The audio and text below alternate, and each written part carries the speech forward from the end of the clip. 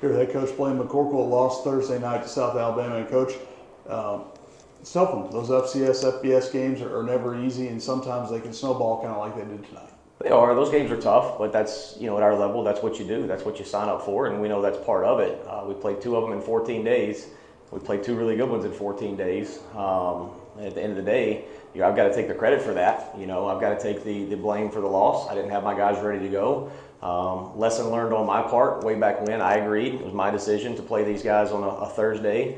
Probably not the best decision to play at FBS in a 5-day week. Lesson learned for me, and as we're growing through this thing and our team's growing and learning, I've got to learn too. But there's nothing good about anything that happened tonight other than you lose or you learn, right? And hopefully there's more things that we've learned about who we are as a staff, who we are as a program, what our personnel is, how our players are going to respond to adversity, and we'll move forward from there. You want to see constant, continual improvement and at least some consistency along with that. Third straight week, you do have an explosive touchdown play of 70 yards or more. Again, it's stringing more of those together, but Miles Denton continues to have a strong start to his season, which I know means a lot to you. He does. Miles is doing great. And, I think early in the game there were a couple of flashes where we started to get a few things going offensively, but our defense really struggled tonight. And you've got to be able to play complementary football. And when you see them struggling, we've really got to change the way we call the game offensively to try to help those guys out. And you probably noticed that we did that and changed some things to try to slow the clock down and shorten the game a little bit to help our defense out. We got to a point where we were making decisions as a staff in the second half about pulling red shirts off kids because we just didn't have enough bodies left to go. We didn't.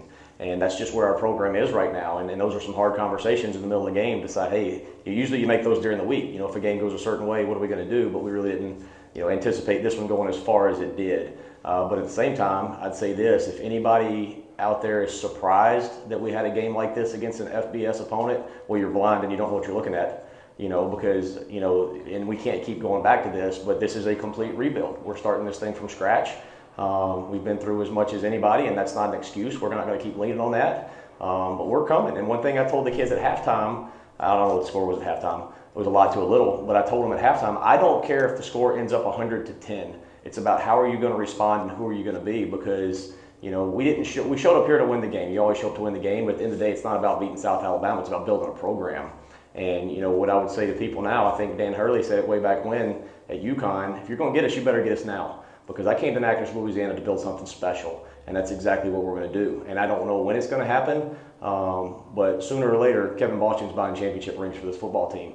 And we're not backing down until that happens. So we're going to learn from today. It's hard. We're going to swallow it. We're going to watch the film. We're going to get better.